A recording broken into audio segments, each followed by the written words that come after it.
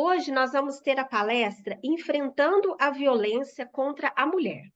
E a nossa palestrante é Cristina Lara, filha de Maria Madalena de Oliveira Lara e Jairo Lara.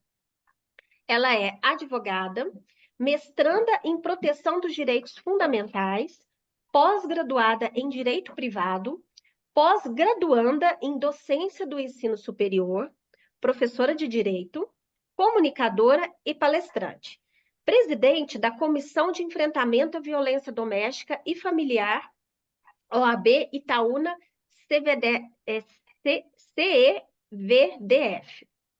Presidente do Conselho Municipal dos Direitos da Mulher de Itaúna, CMDM.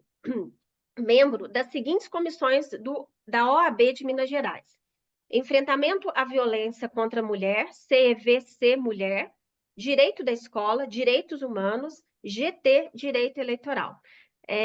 Muito prazer, Cristina Lara, e a palavra é sua. Boa noite a todas. Muito obrigada pela apresentação, Simone. Eu vou cumprimentar cada uma aqui.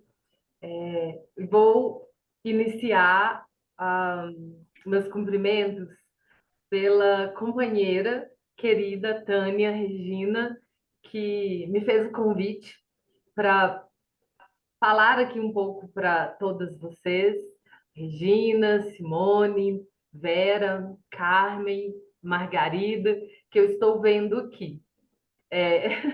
Se tiverem mais, por favor, eu não estou conseguindo ver. Eu acho que teve alguém que entrou e saiu.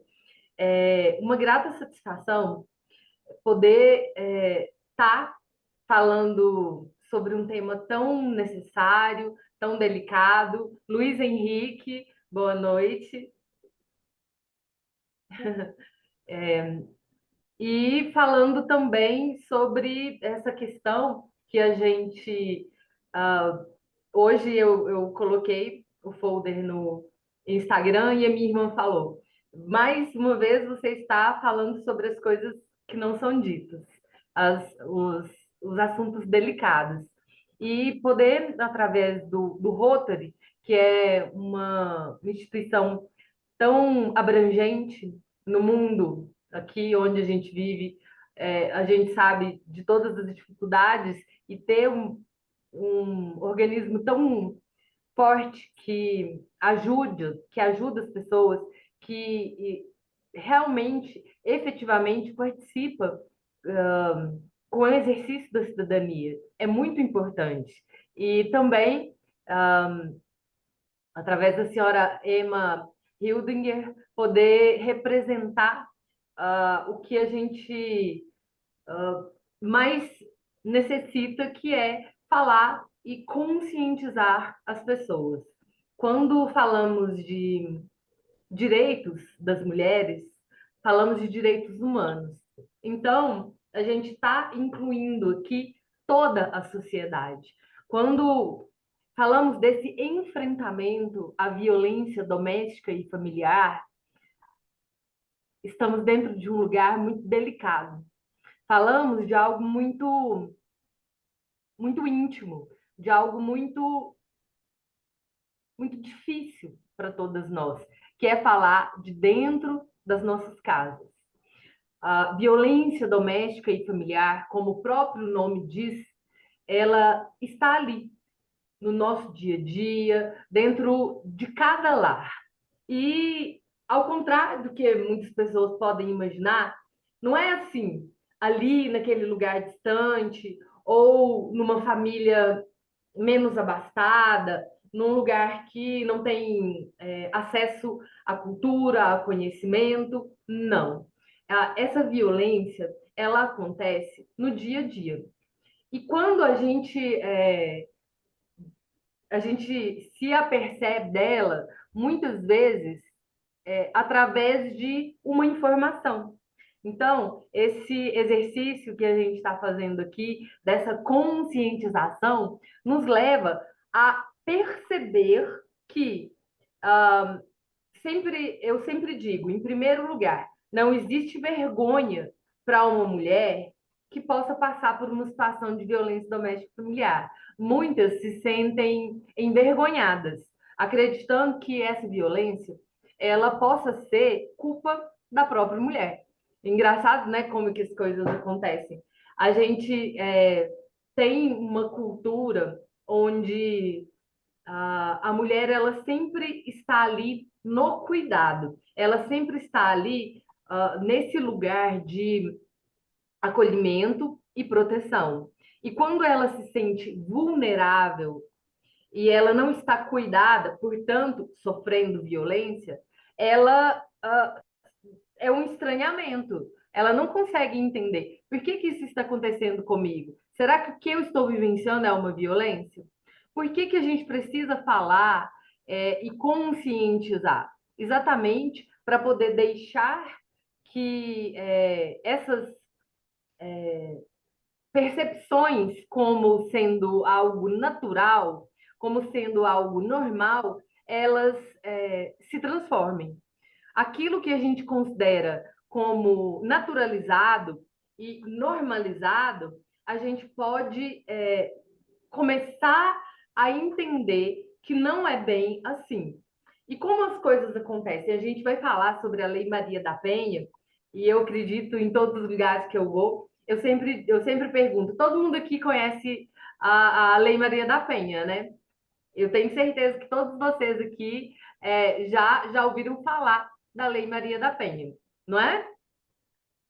Sim, Sim? sim. Pode ser um ok, assim. Eu acho que todo mundo aqui já ouviu falar da Lei Maria da Penha. E é isso. Por que que eu sempre pergunto? Porque é a lei que é mais conhecida, que a gente sabe que ela existe, a gente sabe que ela protege as mulheres e a gente sabe que ela tem mecanismos, porque ela foi criada a partir de uma mulher que sofreu duas tentativas, né, de feminicídio, uh, pelo seu esposo, e o Brasil não conseguiu dar um tratamento adequado à questão legal desta mulher, né, Maria da Penha. Então, ela precisou recorrer a organismos internacionais, já que a lei aqui no nosso país não estava sendo cumprida. Então, ela precisou recorrer a esses organismos internacionais para que finalmente o nosso país fosse obrigado a ter, a partir de então, uma legislação que oferecesse a proteção às mulheres que estivessem passando pela mesma situação que a dela, que antigamente, antes da Lei Maria da Penha, quando havia uma violência, essa lei é de 2000, a lei 11.344 de 2006, então, né, a gente tem 18 anos dessa lei, quando a gente, antes desse período, antes de 2006, quando existia uma violência contra a mulher, ia para o juizado especial, o homem pagava uma cesta básica e estava tudo certo. Só que, com as regras e essa legislação, que uma das 3 melhores legislações no mundo que existe em termos de proteção às mulheres, é a Lei Maria da Penha. E ela realmente é necessário. Muitas vezes eu ouço assim, para quê? É um excesso de proteção. Não tem João da Penha? Então a gente reflete que, eu sempre digo, quando a gente tem uma lei, é porque alguma coisa aconteceu. Vou dar um exemplo. Não matar. Por quê? Porque alguém mata. Porque alguém matou. Porque esse crime aconteceu. Então, se existe uma lei que protege as mulheres, é porque existe a necessidade. Nós temos, assim, aqui em Minas Gerais, o segundo maior número de feminicídios. E a gente tem uma questão de violência contra a mulher que é subnotificada por causa dessa situação da vergonha da mulher de se expor. E quando a gente fala disso, ainda é um tabu. A gente não tem essa liberdade para estar nos lugares e fazer as denúncias. E muitas vezes o que ocorre é uma revitimização. A mulher vai ali na delegacia e se sente mal. Então, assim, além da violência que a gente já conhece e sempre ouviu falar dela, que é a violência física, nós também precisamos falar de outras violências. A Lei Maria da Penha, ela tem algumas definições, elas não excluem outras definições. Mas quando a gente fala de violência, dentro da Lei Maria da Penha, a gente fala de violência sexual, violência física, psicológica, patrimonial e moral. Além dessas violências, nós temos também a violência institucional e a violência política contra a mulher. Vários outros tipos de violência. Entretanto, quando a gente coloca o que para poder especificar dentro dessa proteção da Lei Maria da Penha, e que se a mulher sofre um desses tipos de violência, ela pode pedir medida protetiva, pode pedir várias proteções. Eu vou começar falando aqui da violência sexual. Basicamente, quando a gente quer contar o que é a violência sexual, é qualquer investida não consentida. Se não foi consentida, se não foi autorizada, é violência sexual. E ali dentro dessa violência tem o estupro, a importunação sexual, prostituição, exploração, pornografia de vingança, que é essa questão que pode acontecer dentro ali da internet, fazer a gravação de algum vídeo íntimo. E também existem algumas condutas que são verbos, que a gente fala, penetrar, coagir, tocar, abraçar, beijar, expor órgão sexual, ejacular, fazer comentários sexuais, encarar, enviar fotos sem consentimento, isso é tudo violência sexual. Então, se acontecer qualquer coisa dentro dessas ações todas aqui que eu falei, a mulher pode pedir medida protetiva, pode pedir várias proteções para ela. A violência física é aquela que a gente sabe que atinge o corpo e ela pode ser grave, ela pode ser mais leve, é uma lesão corporal, violência doméstica e pode chegar até ao feminicídio. Além disso, tem um tipo de violência física que ela é muito falada, que é a violência obstétrica, que é aquela que pode ocorrer com a mulher ali naquele âmbito quando ela está dentro do trabalho de parto. A psicológica, que muitas vezes ela é difícil de ser percebida, a violência psicológica, ela é uma intimidação, ameaça. Às vezes existe uma ameaça, é tão incrível isso. Eu já tive uma cliente que a ameaça que ela sofria era que o seu marido, ele a ameaçava de se auto-infligir algumas cortes no corpo, esse tipo de coisa. Ele falava, ou então que eu vou me suicidar, se você me largar. Isso é um tipo de violência psicológica. E também, por incrível que pareça, às vezes a gente não percebe, mas a violência psicológica, ela pode atingir outras pessoas, filhos e também pet. Existe muita questão, gente, e precisa isso ser observado. Às vezes, a pessoa, né? E eu vou falar pessoa porque pode ser homem ou mulher, a vítima é sempre a mulher, né? Inclusive pode ser mulher trans, eu não gosto muito de entrar nessas observações assim, não, porque mais é uma questão de proteção legal, enfim. Mas a gente precisa colocar aqui o que é a questão legal. E às vezes esses homens começam a violência maltratando os pets da casa, né? Um cachorrinho ou um passarinho, e aí ele começa a maltratar. Isso é violência psicológica. A gente vê também outros tipos, que é o quê? Chamado de gaslighting. Sabe o que é gaslighting? Você começa a falar assim, olha, você me desrespeitou, a gente saiu hoje, e você estava sendo agressivo comigo, falando de uma forma muito rude, enquanto a gente estava na casa da mamãe, conversando, e você me desrespeitou. Não, que isso, você tá doida. Não falei nada disso, não. Ou então, você tem. Depois eu vou até dar uma sugestão de filme, viu, gente? Que eu acho que aqui eu já vi esse filme umas 3 vezes. Já passou na sessão da tarde. Que é o Dormindo com o Inimigo. Não sei se alguém aqui já viu. Eu tô vendo aqui, ó, tem aqui a Vera, pelo jeito, acho que a Elizabeth também já viu. É o Dormindo com o Inimigo. Ah, aqui, ó, parece que a Regina também já viu. É um exemplo muito claro ali de violência psicológica, de violência muito forte, onde o homem colocava a mulher parecendo que ela estava doida. Ele tirava as toalhas do lugar e isso aí é gaslighting, porque fica fazendo parecendo que ela tá doida. Não, eu tirei essas toalhas daqui. Ele era obsessivo, colocava as toalhas todas certinhas. Então, quando ele chegava, ela já sabia. Não vou contar o spoiler que fala hoje em dia, né? Aí, quando a gente conta o filme, não vou contar o filme, não, viu, gente? Assistam. Chama Dormindo com o Inimigo, eu acho que ele é de 1997, uma coisa assim. Ele é um filme mais antigo. Outra coisa, o isolamento. Às vezes essa violência, sabe aquele isolamento? Ah, não vou conversar com ela, não, larga pra lá. Tem aquele tratamento do silêncio também, que fica larga, passa para lá, ó, existe demais. Eu não posso falar não, mas tem gente que eu conheço que começou a briga, pronto, ó, tranca a boquinha e vai para o outro canto, não conversa, isso é o tratamento de silêncio. Uma das formas narcísicas de deixar a pessoa psicologicamente assim, ué, não está conversando comigo, por quê? Será que eu fiz alguma coisa errada? Isso é violência psicológica, gente. E cárcere privado, olha, não deixa sair, não vai para lado nenhum.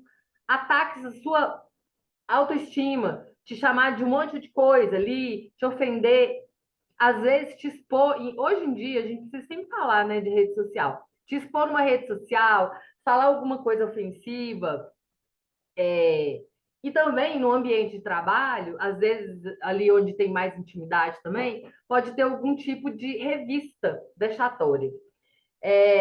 Agora, eu vou falar da violência moral, que é muito parecido com a violência psicológica. Ela atinge esse lugar nosso de percepção dessa nossa autoestima, que é, diminuição da figura da mulher perante a sociedade, perante os amigos. Ela tá vendo que ela é muito parecida com aquilo que eu falei? De fui lá na casa da mamãe, você estava me desfazendo de mim, né? Me deixando, é, fazendo com que todos os meus familiares ali, às vezes dentro de um grupo de primos, às vezes em alguma situação de final de ano, de festa, porque ela deixa comida queimar, ela não faz nada direito, tá muito gorda, olha aí, ó, ou então tá magra demais, tinha que ter mais corpo, cortou o cabelo, não gosto que corte o cabelo. Essas questões todas engraçadas, né? Quando a gente fala sobre isso, fica assim, é mimimi. Estão querendo criar confusão com coisa que aconteceu toda a vida. Mas é exatamente isso, né, gente? Quando o que parecia normal, a gente começa a falar assim, ó, não. Eu, eu tive ali numa palestra, eu me informei na internet, e isso não é adequado. Isso não é uma forma gentil.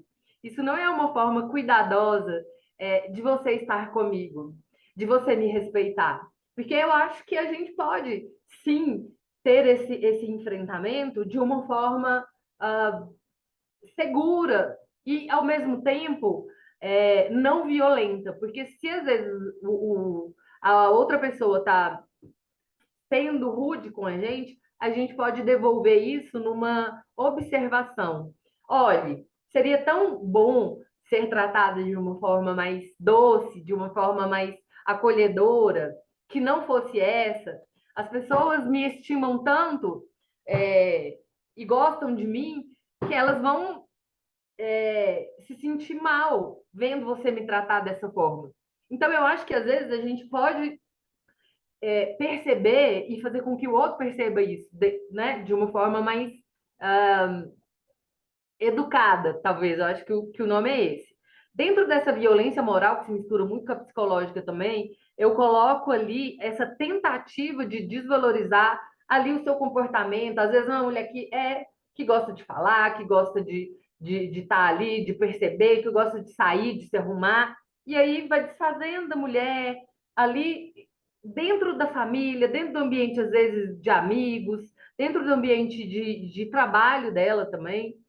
E outra coisa que a gente precisa falar também é a questão de alienação parental, que acontece muito nos processos de divórcio e de guarda, que às vezes existe uma briga e envolvem os filhos. Isso também está avaliado dentro da violência moral.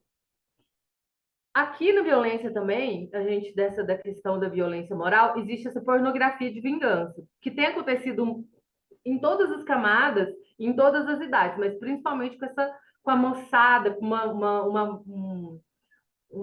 assim, entre 30, 40, entre 18 e 40 anos, 45, tem acontecido muito.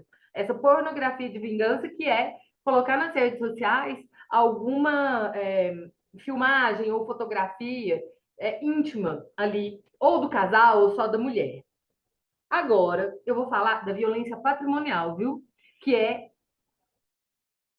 assim, terrível, que acontece com a mulher dentro do casamento e muitas vezes na hora do divórcio. Olha, ela pode ser destruição de bens particulares, às vezes até identidade, carteira de trabalho, para que essa mulher não saia, não trabalhe. Pode ser a propriedade de coisas dela ali, de objetos, às vezes de objetos de trabalho, de um computador, de um celular, de eletrodomésticos, enfim. Outra coisa que acontece muito, tá? Eu sou advogada de divórcios, então eu trabalho muito, doutora Tânia aqui também, sabe disso e vê que isso acontece diariamente, que é ocultação de patrimônio. Às vezes a mulher não sabe o que é que tem, quais são os bens ali dentro da família. E isso é um tipo de violência, é considerado tipo de violência.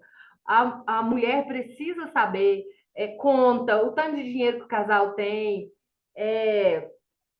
se existe uma empresa, qual que é a participação dela ali? Às vezes existe uma subtração de uma participação da mulher dentro dos lucros, a ocultação de recebimento de herança, isso existe. Isso eu estou dizendo assim, ó, dentro de um relacionamento, dentro de um casamento. Mas acontece também na hora do divórcio, oculta bens, não conta o que tem, não sabe de que tem, apropria às vezes de rendimento da própria mulher, às vezes ela deixa tudo por conta. É normal, é cultural. A gente que é mulher, deixa que o homem cuida disso.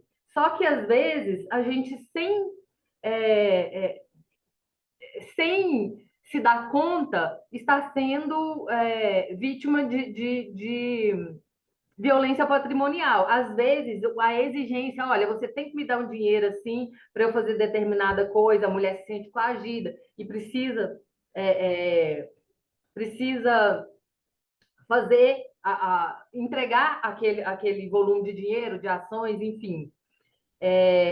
Outra coisa que às vezes oculta, às vezes não mostra rendimentos e também recursos financeiros, e às vezes colocar isso em nome de terceiros, assinaturas em contratos, ou uma simulação de um contrato, de uma compra e venda, de alguma coisa que não existe.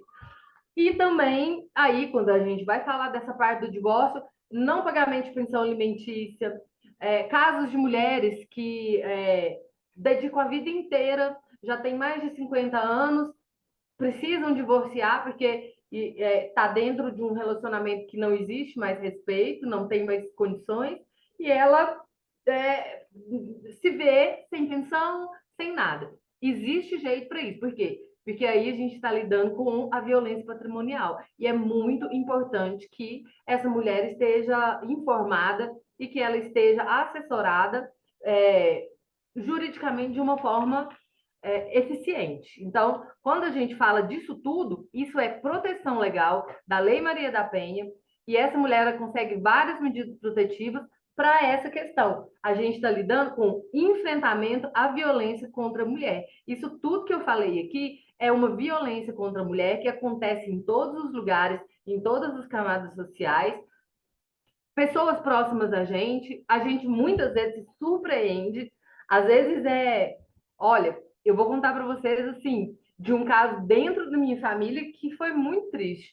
Essa parente, ela passou a vida se dedicando, ela formou, ela tem uma formação curso superior, não trabalhou, sabe aquela coisa de querer estar em casa e fazer de tudo. Mas quando foi se separar, com 53 anos de idade, o que ele fez?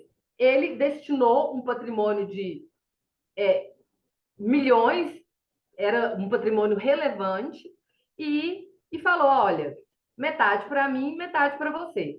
Mais ou menos 5 milhões para mim, 5 milhões para você, vamos vender as nossas coisas e o dinheiro que você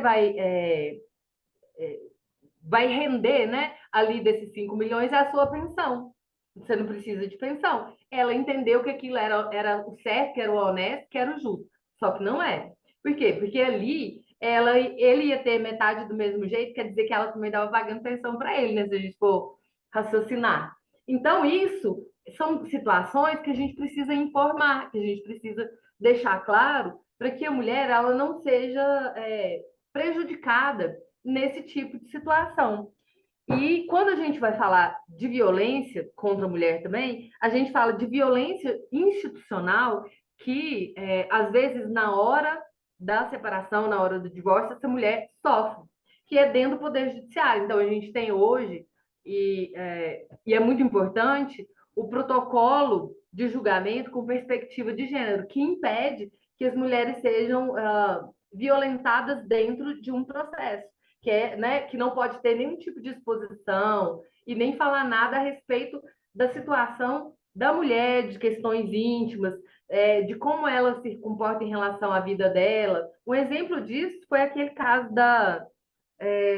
de uma moça do Sul que sofreu uma violência onde eles expunham como ela se comportava, o tipo de fotografia que ela tinha, enfim. E também a gente fala ali da questão de alienação parental, tá?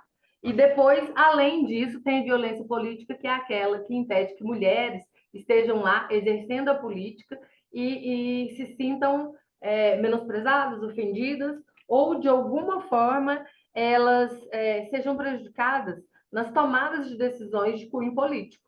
Então, a gente tem visto muito isso. Trouxe todas essas situações, meio técnicas aqui para contar para vocês, e a gente perceber que a nossa sociedade ela é plural. As pessoas que não têm condição, elas sempre vão poder ter assistência judiciária, enfim. E a gente perceber que não é vergonha, desde o início eu tenho falado sobre isso. E outra coisa, que às vezes pessoas que estão próximas a nós estão só passando por isso. A gente não pode jamais julgar uma mulher em uma situação de violência, porque ela sofre o chamado ciclo da violência. Esse ciclo da violência foi estudado e ele passa por o início, que a gente sempre fala, o início são flores. O início é meu bem, meu amor. Existe inclusive, quando muitas relações elas iniciam assim de uma forma que chama love bombing, que é bombardeio de amor. Eu te amo, você é a mulher da minha vida, eu quero casar com você, eu quero ter filho com você, eu quero te levar para um lugar e aí te leva para um lugar especial, te dá presente e tudo. E aquilo é muito forte, mas começa a te isolar, que aí a gente vai falar dessas violências, elas estão todas ali dentro, né? Começa a te isolar de família, começa a te isolar de lugares que você frequenta, os seus amigos, etc. E ali começa uma tensão, é uma fase que vai ficando tensa. Começou na lua de mel, foi ficando tensa, chegou num ponto de tensão que muitas vezes passa para a violência física, inclusive, e o pico máximo desse ciclo da violência, ele pode ocorrer até o feminicídio. Quando a gente fala dessa situação, ela vai e volta. E aí a gente não entende. Teve um promotor que falou assim comigo: olha, doutora Cristiane, eu respeito o trabalho da senhora, só que tem um detalhe. A fulana de tal está chegando aqui pela quinta vez. Já é a quinta vez que pede medida protetiva. Aqui a gente não é instituição de caridade, não. Nós não vamos ficar aqui todo dia batendo aqui na porta do judiciário e tendo que ficar expedindo medida protetiva para ela. Eu falei: o senhor sabe o que se trata? É o ciclo da violência. Agora, ela está pedindo a medida protetiva porque teve uma violência, um ápice. Mas daí a pouco, ele arrepende, vem o arrependimento, ele pede desculpas, vem a lua de mel, e essa mulher, ela casou e tá com ele para viver o resto da vida, porque ninguém casou para separar. Ninguém casou para se não der errado, vou embora. Foi para dar certo. Então, quando acontece esse ciclo, a gente não pode julgar essa mulher, porque ela está acreditando que esse homem se arrependeu, que ele vai mudar, que as coisas vão dar certo sim, e que ela é normalmente esse homem é um homem que ela se afeiçoou, que ela casou com ele, que é o pai dos filhos, é muito difícil. Então, o senhor sabe do que a gente está falando, é o ciclo de violência. E muitas vezes as nossas amigas, as nossas parentes, elas fazem isso. E a gente julga. O nosso papel é entender que vai ter esse ciclo. Ela vai passar, ela vai acreditar naquela promessa dele mais uma vez. Ah, mas ela é sem vergonha? Não, ela não é sem vergonha. Ela é uma mulher amorosa que sim, ela está vivenciando um ciclo onde ela quer acreditar, porque eu acho que é um princípio máximo de quem está com o outro, é que aquilo dê certo, que aquilo vá para frente. Então, eu vejo, sabe, que as mulheres, nós somos tão fortes, tão ferrenhas dentro das nossas vontades, que a gente se prejudica muitas vezes para poder tolerar uma coisa que é intolerável e permanecer naquilo ali. E esse ciclo, gente, dura e vai e volta e vai e volta. Comecem a perceber. É um estudo. Esse ciclo ele é estudado. Normalmente as mulheres, quando os filhos já atingem a idade por volta de uns 10 anos, comecem a perceber. É mais ou menos o, sabe, o ápice, onde elas decidem, olha, não tem jeito, né? Eu acho que o princípio é sempre aquele desejo de continuar, mas às vezes não tem como. E tanto serve para uma análise da vida da gente, quanto das nossas mulheres próximas, é tentar entender que é o tempo dela, é o tempo de cada uma, é o amadurecimento. Não é lugar de julgamento, não é lugar de tentar falar, ah, se fosse eu tinha feito coisa tal, se fosse eu tinha. Não, a gente não tem esse si, né? E precisamos compreender toda essa situação e, dentro desse universo tão delicado e tão difícil, saber que a gente tem o 180, que a gente pode passar a mão no telefone e ligar, tem o aplicativo 180, tem o boletim de ocorrência virtual, que a gente pode falar da nossa vizinha, falar da nossa parente, falar de uma amiga que está passando e vivenciando essa situação. O que, que acontece? Essa situação vai ser levada pessoas qualificadas para esse atendimento que chama protocolo Frida. Várias perguntas são feitas e as pessoas que atendem no 180 têm uma formação para receber essa informação que você está oferecendo. Isso vai ser passado para a delegacia. No primeiro dia útil, a delegacia vai receber o que aconteceu, você falando dessa situação. Olha, eu estou ouvindo aqui no apartamento de cima, tá todo dia tem briga, todo dia tem confusão, tem uma coisa errada aqui. Eu não quero me identificar, mas na rua tal e tal. Eles vão até lá. Se tiver acontecendo uma situação muito de emergência, uma situação você está vendo que parece que a violência está explodindo, é o 190. Então, a gente precisa saber que essa informação, ela liberta.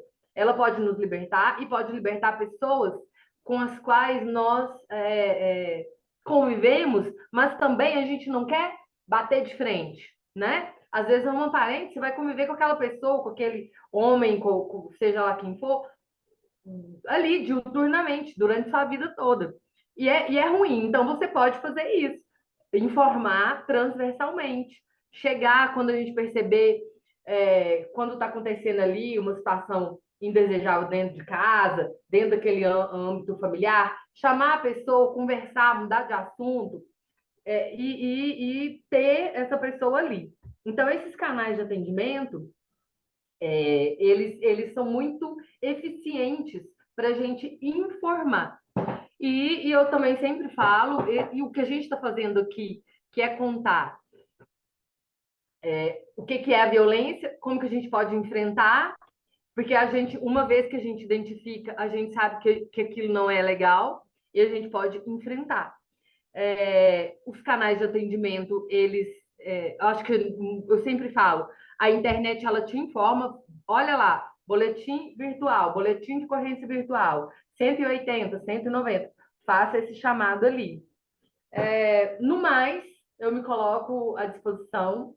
É, Podem me fazer perguntas de o que vocês precisarem. Olha, eu tenho dúvida, como que é que isso acontece? Eu posso levar alguma informação? Como que eu posso enfrentar isso ali dentro da minha cidade?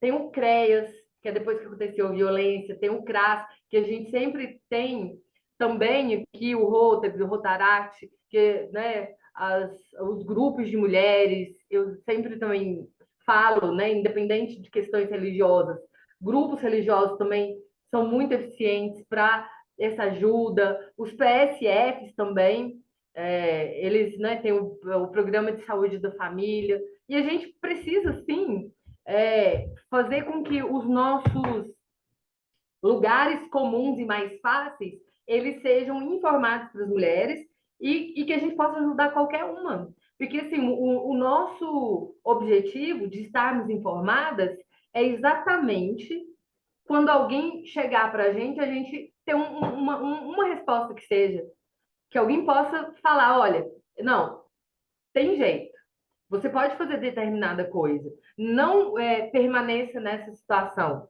A Maria da Penha, ela que vivenciou essa história de, né, violência dentro da casa dela e ficou paralítica por causa disso, ela fala que quando a violência acaba, a vida começa. E é isso que a gente precisa acreditar e ter como uma,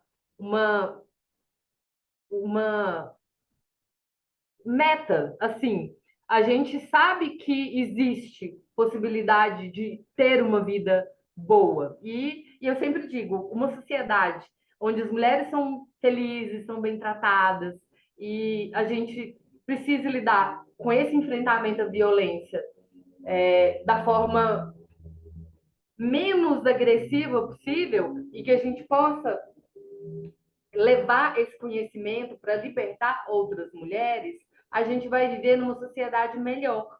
Porque o nosso objetivo é esse, que a gente tenha uma sociedade mais fraterna, com a efetivação da justiça e que nós que estamos aqui possamos ser solidárias com outras mulheres, com outras pessoas e levar esse conhecimento que vai libertar.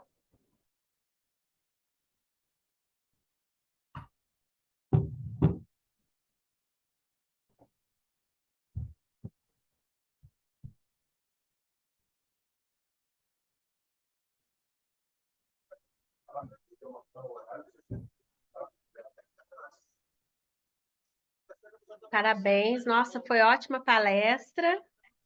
Excelente. Alguém quer fazer alguma consideração, às vezes perguntar alguma coisa?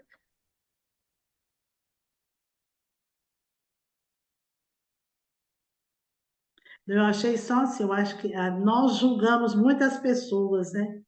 Quando você lugar, a gente não deve julgar, eu acho assim, muito importante. Eu achei assim, muito boa mesmo. Parabéns, viu, Cristiane, mais uma vez. Muito obrigada. Eu agradeço, Tânia, e a todas vocês pela atenção que tiveram comigo. Eu sei que nós temos assuntos muito mais agradáveis para serem tratados, mas é um assunto atual, é um assunto delicado. Eu sempre digo, permanecer lidando com a violência contra a mulher, que vitima a tantas mulheres que são bem formadas, que são incríveis. Nossa, a gente tem visto, né? E é isso que a Tânia disse. quem somos nós para julgar? A gente não está lá dentro da casa do outro. Mas quantas atrizes bonitas, bem formadas, ricas, estão vindo a público contar da violência sofrida?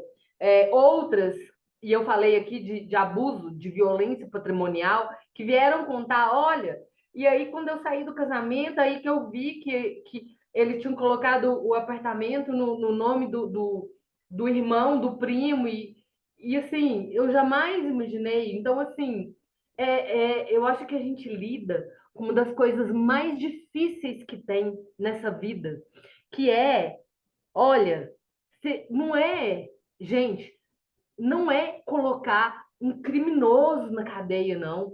É colocar o homem que você ama. É colocar o pai do seu filho, o pai da sua filha. A família inteira vai julgar, mas você vai ter coragem de fazer.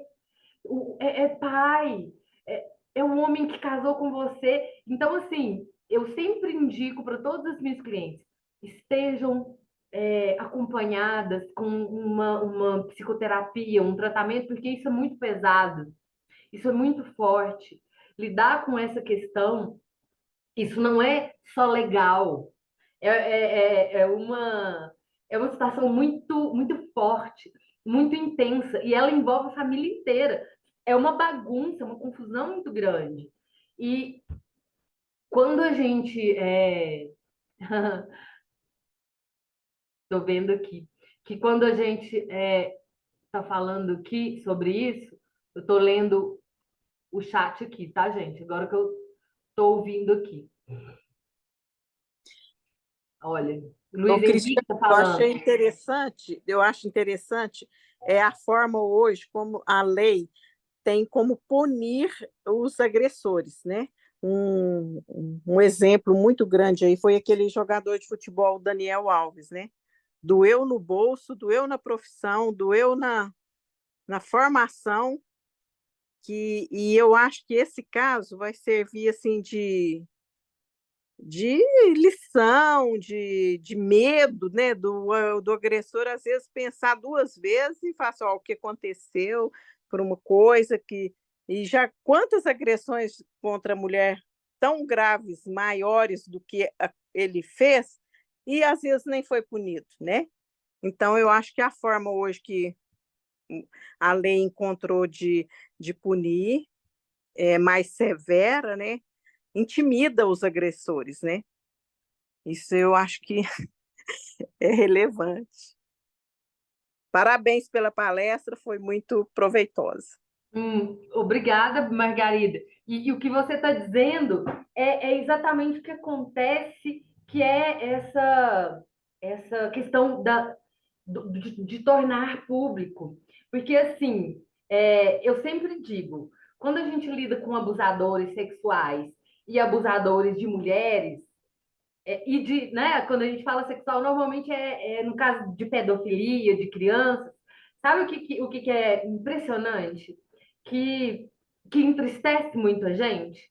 E é uma coisa aqui que nós tivemos aqui a participação, Luiz Henrique até falando aqui que está grato pelo conhecimento, e é muito bom, Luiz Henrique, ter um homem conosco para levar esta mensagem para os nossos irmãos, para os nossos companheiros, os que estão aqui junto. Porque, assim, eu acredito que a nossa sociedade, ela não tem não tem uma face, não tem uma identificação. Olha, esse homem aqui, ele é um abusador. O que acontece? A gente tem uma admiração, ele é um excelente homem, trabalhador, companheiro dos seus companheiros ali no trabalho, ele leva dinheiro para dentro de casa, ele compra as coisas todas devidas, ele não deixa faltar bens materiais. Entretanto, ele desrespeita e desqualifica, muitas vezes até com questões de violência física, essa mulher. E a admiração maior que eu tenho e que eu vejo em todos Até hoje eu nunca tive em nenhum processo, nenhum, tá, gente? Nenhum processo que eu lidasse com um homem que me parecesse um monstro, sabe? Nossa, ele parece ser horrível mesmo. Não, muito pelo contrário. Ele parecia ser muito bom.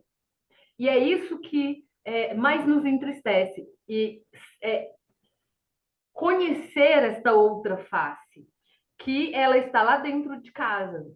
E essa informação que a Margarida trouxe aqui do Daniel também foi uma coisa admirável. Um homem com um dos maiores detentores de títulos futebolísticos no mundo inteiro, só depois do Cristiano Ronaldo. Se eu tiver errado aqui, se eu tiver errado, me informe. Parece que ele era o segundo no mundo com mais títulos recebidos. Então, assim, um exemplo de jogador e ter cometido isso. E aí a gente pergunta, mas será que não é uma intenção? Nanana? Por isso que a palavra da vítima nos crimes que acontecem sem testemunhas, a palavra da vítima ela é levada em consideração, porque pelo rol e pelas circunstâncias todas que sempre houveram, e são estudos e são estatísticas, né? Porque, assim, isso a legislação ela é feita a partir de estatísticas, a partir de estudos, que comprovam que só 5% das denúncias são mentirosas. Então, infelizmente, a gente, olha, além disso, a gente fala também da subnotificação, que é isso que eu falei lá no início. Eu não, né? Eu não vou ter coragem de me expor. Eu vou ficar com vergonha, mas a vítima nunca é culpada, né? Então a gente vê essa situação e eu agradeço aqui, tô vendo que o Luiz Henrique está falando que vai, sim, levar e divulgar esse aprendizado. A gente gostaria que o mundo fosse perfeito. Esses dias eu tenho me debruçado nos estudos dessa protocolo de julgamento sob a perspectiva de gênero do CNJ, que é o Conselho Nacional de Justiça. Gente, é tão engraçada, assim, engraçado modo de dizer. Sabe aquela coisa que a gente às vezes vê nos sanitários escrito de descarga? Não é? Isso é óbvio. Gente, isso é tão óbvio. E o óbvio precisa ser dito. Então, o Conselho Nacional de Justiça, ele tem esse protocolo para ensinar, entre aspas, ao judiciário, aos senhores juízes e juízas, o modo de entender da melhor forma possível a perspectiva, né? Quando a gente fala perspectiva, é tentar enxergar com o olhar do outro, onde essa mulher está nesse universo, o que é que aconteceu para essa mulher estar ali processualmente e para que ela não seja, além de ter tudo isso que aconteceu com ela, ela ter, né, vivenciado situações de violência, ela não seja mais uma vez julgada processualmente, ela não seja vilipendiada ali dentro de um processo. Então, é incrível, eu recomendo. Aliás, eu falei que eu ia recomendar, gente, essa história de filme, sim, e acabou que eu falei desse Dormindo com o Inimigo, que eu acho que é interessante, é um filme para iniciar, para a gente começar a entender como que, às vezes, o lá dentro de casa, ele é difícil e, assim, é um filme muito intenso. Eu também acho que às vezes, a gente, andando pela internet, eu acho que a gente pode perguntar assim, filmes que falam sobre violência contra a mulher, livros que falam, porque eu acho que isso é um gosto, né? Eu falo que não tem jeito de eu recomendar alguma coisa que todo mundo vai gostar. Então, acho que como esse filme é um clássico, eu vou deixar eu acho que vale a pena, que vocês possam. É um filme antigo, é fácil de encontrar, e ter talvez essa noção de procurar alguma outra coisa, mesmo para a gente abrir os horizontes e tentar enxergar. Se precisarem também, me procurem na rede social, Cristiane Lara, advogada. Pode conversar comigo. Eu dou autorização aqui para minha querida amiga do coração. Olha aqui, gente, estou com uma flor hoje, não sei se dá para vocês verem. Olha aqui, eu sou, né? Tá vendo? Em homenagem à Tânia. Outro dia eu vi, essa aqui é um broche antigo broche de vó, vocês estão vendo, né? É relíquia da minha avó. Não sei se está dando para ver direito. Ó, tá cheio de pedrinha aqui. Tá faltando uma. Eu vi a Tânia com a rosa, eu falei, Tânia, que coisa mais linda. Parecia uma camélia branca. Vocês já devem ter visto com a Tânia. E eu fico encantada com essas coisas. O que eu mais quero, gente, é que nós, mulheres, não percamos a nossa alegria, a nossa verve sabe, de acreditar nesse mundo, nas flores, nas coisas boas, nos amores, nos homens, que eu tenho certeza, por mim, por vocês, por todos nós, a maioria dos homens que nós convivemos, graças a Deus, são homens bons, são homens respeitosos. E quando a gente fala assim, vocês não gostam, vão falando aí de violência contra a mulher, tá falando, não, não é contra os homens são ótimos, são maravilhosos, são contra criminosos. E aí é outro tipo, isso aí já é outra classificação. Então, assim, eu até fiz um videozinho, já deve ter assim uns, sei, gente, tempo boa, né? Deve ter uns 7 anos.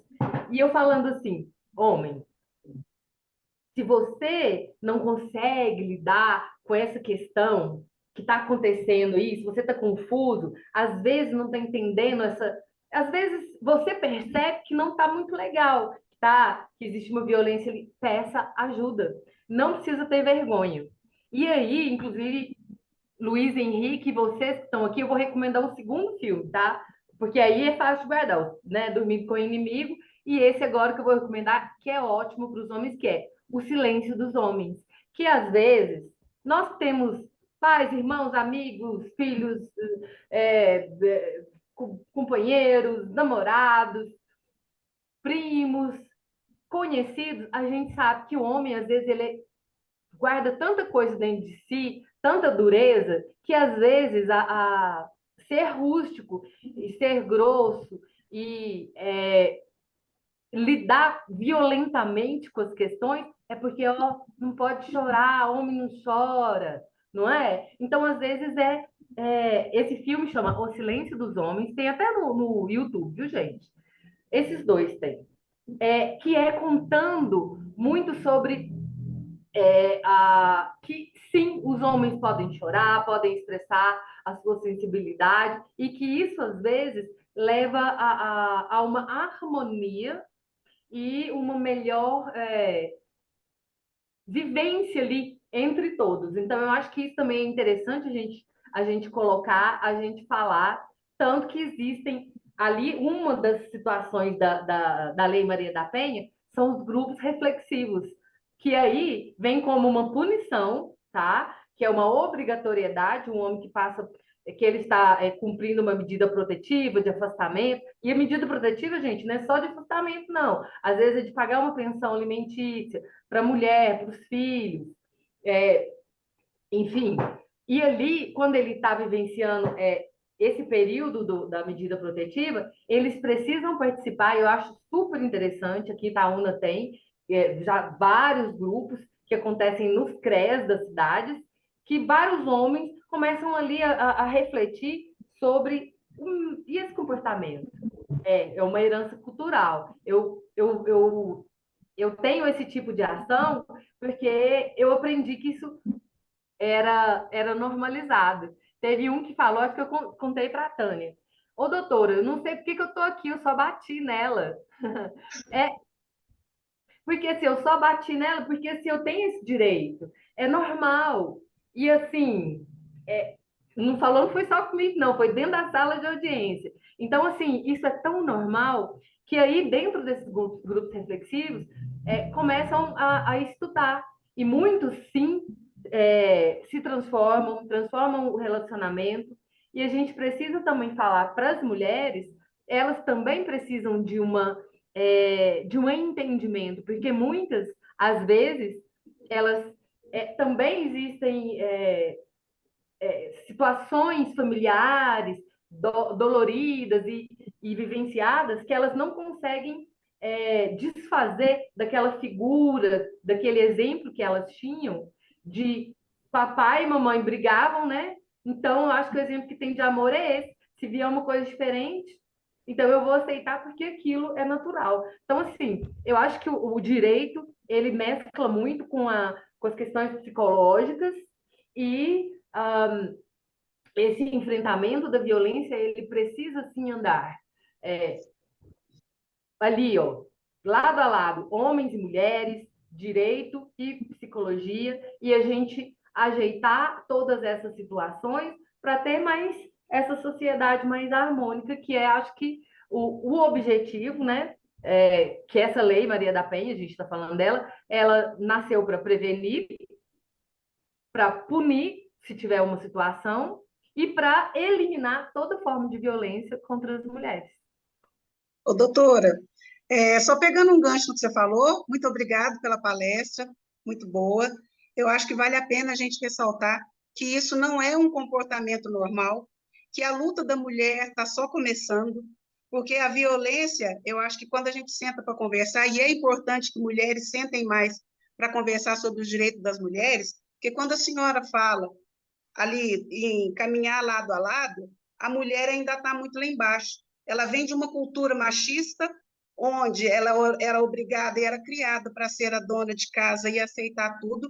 A gente vem desde todos os tipos de violência que a senhora citou aí, tem algumas que, inclusive, a senhora não citou, mas que acontece que, às vezes, é até a violência com mulheres de determinadas religiões, que elas não podem dizer não para o marido, elas não podem não querer sexo com o marido.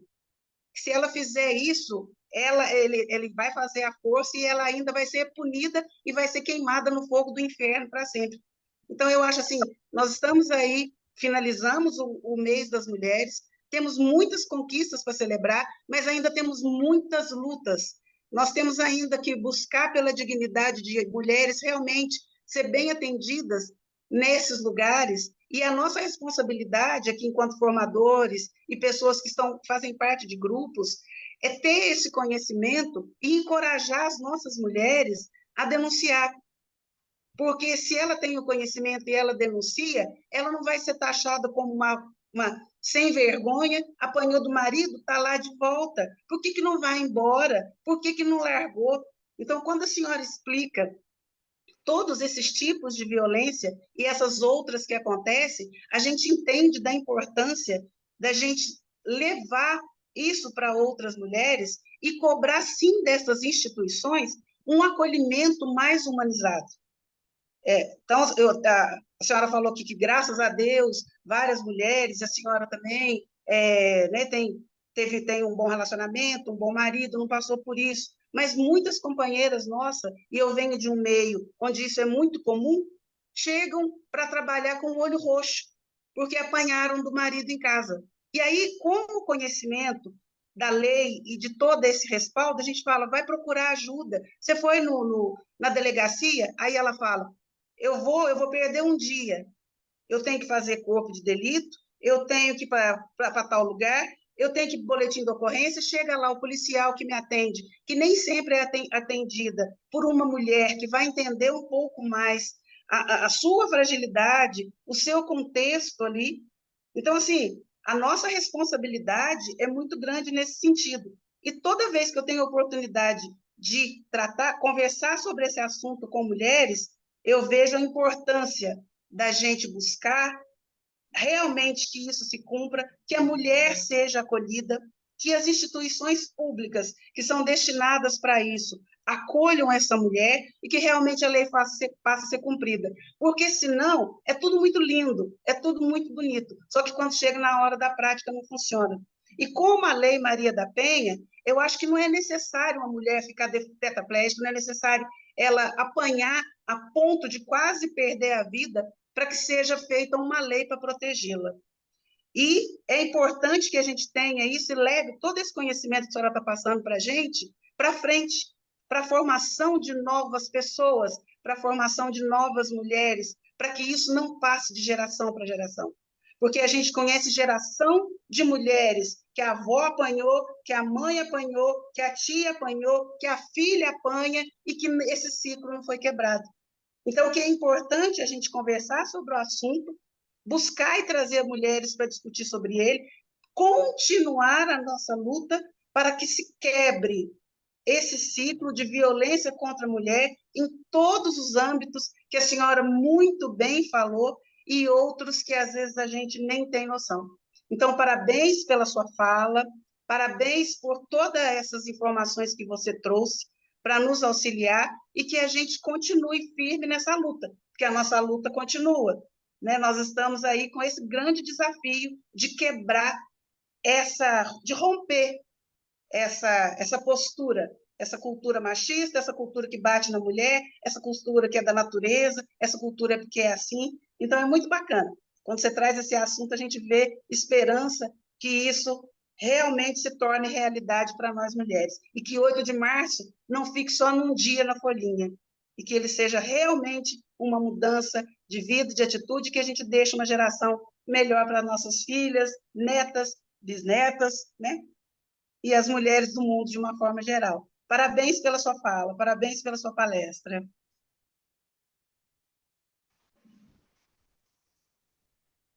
Bacana, Elizabeth. Isso que você disse é essencial. E eu acredito nesse fazer.